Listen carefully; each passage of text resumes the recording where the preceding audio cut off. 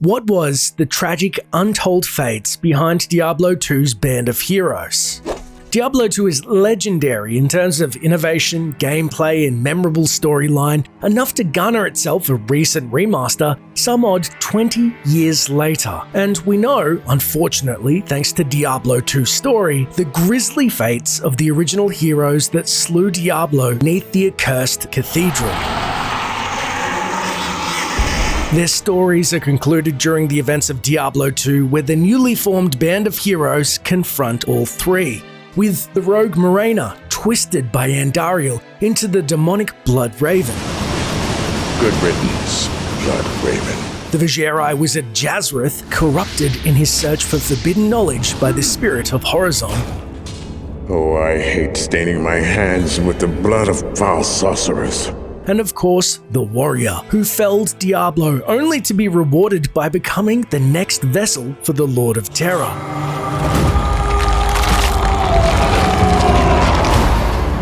Making Diablo's line, "Not even death can save you from me," all the more chilling. Yet many fans are still to this day left wondering what was the fates of the original 7 heroes at the culmination of Diablo 2. With the primevals dead, did the heroes find some semblance of peace or suffer similar fates as the heroes of Diablo 1? Well, today we're going to explore the sometimes sad, shocking, and undeserving fates of the heroes of Diablo 2. May be our darkest hour, but it will be your greatest moment.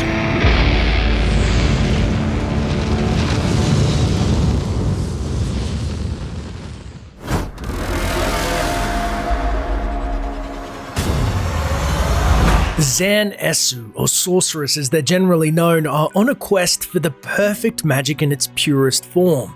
They feel that the other disciplines of magic are haphazard and have chosen to instead focus strictly upon elemental magic.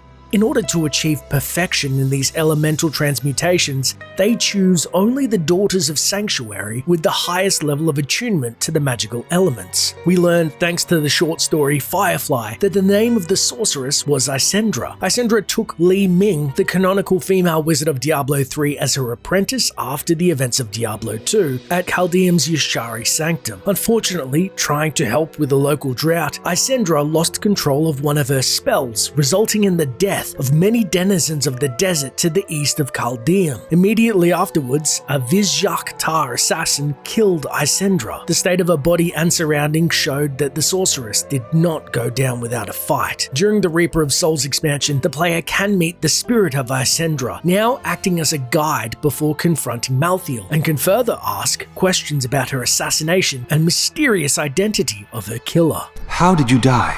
I found your body, but could never uncover the truth of your death. As I tried to save the city of Lut Bahadur, I was killed by a Vizjakta. A mage slayer? An assassin? Who could have wanted you dead? I do not know, nor does it matter. I am dead, and nothing can change that. All I care for now is to be free from Malthael.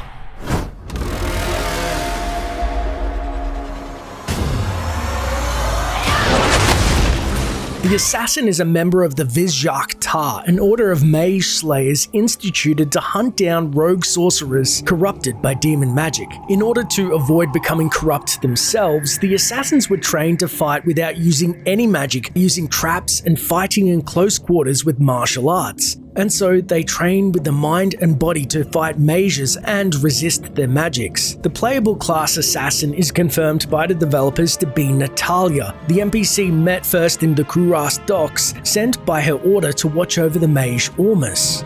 My order has been keeping watch over Ormus for many years now.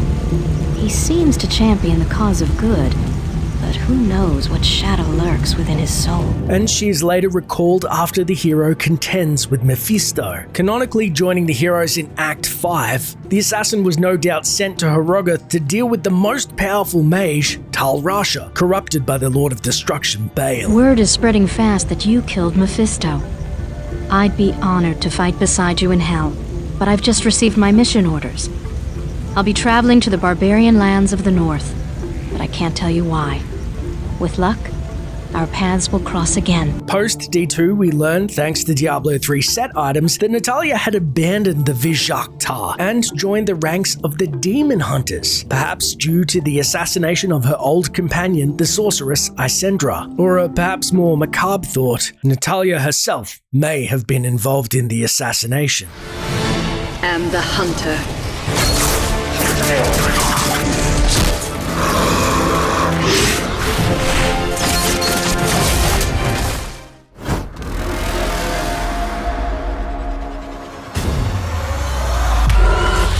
As a member of the secretive Priests of Rathma, or the Necromancers as they're referred to by outsiders, the priests fight to preserve the delicate balance between order and chaos. Using powerful blood magic, those who fall before the Necromancer find no peace even in death, rising again as skeletal servants bound to do their master's bidding.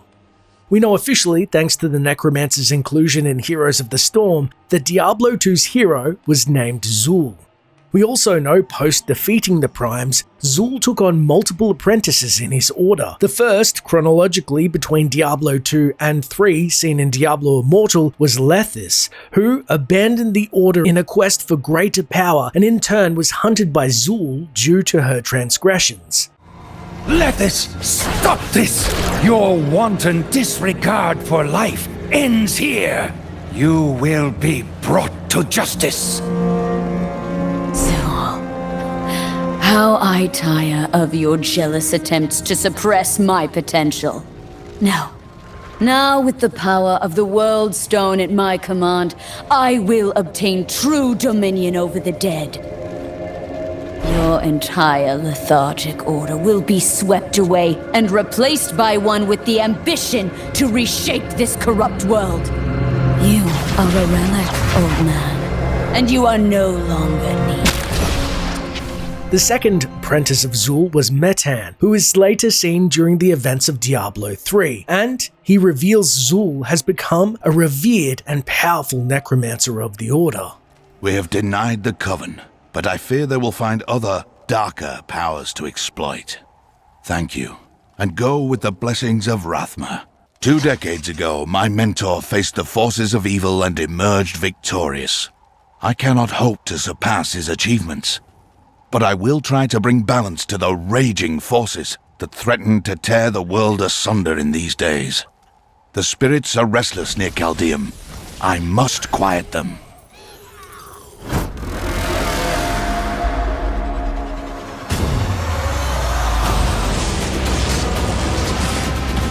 The Amazon is a powerful woman warrior of the Ascari who belongs to nomadic bands that roam the plains near the South Sea. While her skill with the bow rivals that of the rogues, the Amazon is also adept in the use of spears and javelins, as well as in hand-to-hand combat. It was later revealed in the Heroes of the Storm that the Amazon of Diablo 2's official name was Cassia of the Ascari tribe of Scovos Isles. Following a prophecy from its oracle about the rise of the Primevals, Cassia departed from the Isles and joined with several warriors to pursue the Dark Wanderer. After the Prime's defeat and shattering the World Stone, the young Amazon Cassia had changed. She'd seen hatred, terror, and destruction firsthand. Not unlike the rogue of Diablo 1, Cassia surmised if the Ascari were to survive the coming darkness, they needed an army. Cassia returned to the Scovos Isles, training future Amazons to fight against the incoming darkness, taking on the title of War Matron.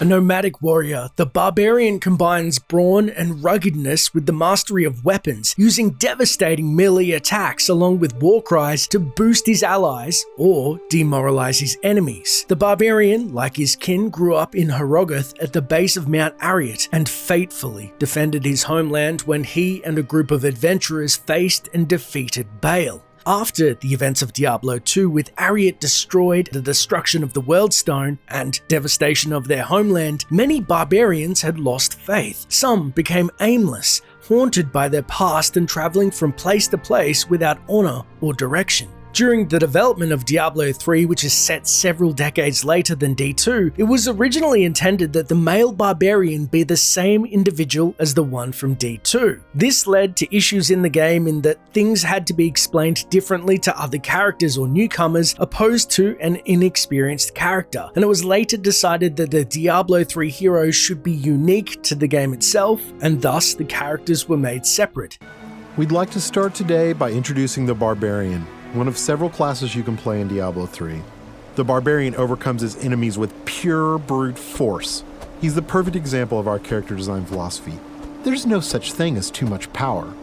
However, due to the Barbarian of Diablo 3 sharing some traits and backstory left from the decisions of the Barbarian in D2, such as claiming to have seen the World Stone, which would have been impossible with the Ancients guarding the stone and only Baal possessed the ward to circumvent this, it is, for all intents and purposes, the same Barbarian of D2 as the hero that returned in Diablo 3, even if it slightly breaks canon.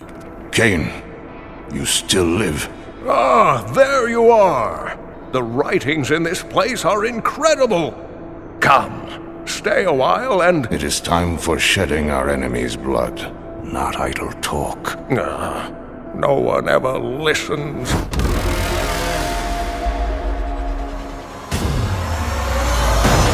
The Paladin is originally a warrior of the Zakarum faith, protecting the believers in a dangerous world and working to convert unbelievers. As of the events in Diablo 2, however, there has been a split in the church, with the Paladins rejecting the now corrupted leadership in Kurast under the influence of Mephisto.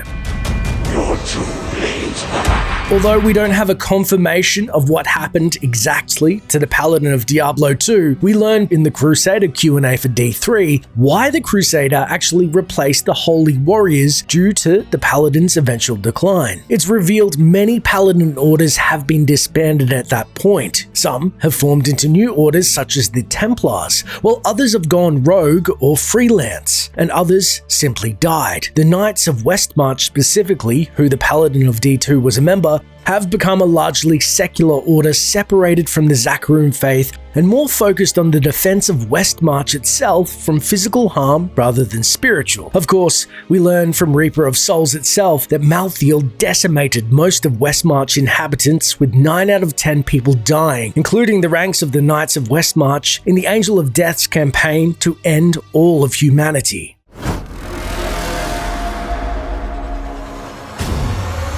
The Druids are a race of nomadic warrior poet kings. Driven from their homelands long ago by their barbarian brothers, the Druid tribes live primarily in the northern forests. Using mystic secrets passed down through the generations, they summon the elements of fire and wind to do their bidding and command creatures of the forest to aid them in battle. Shifting from their human forms into that of wild beasts gives the Druids abilities far beyond those of mortals.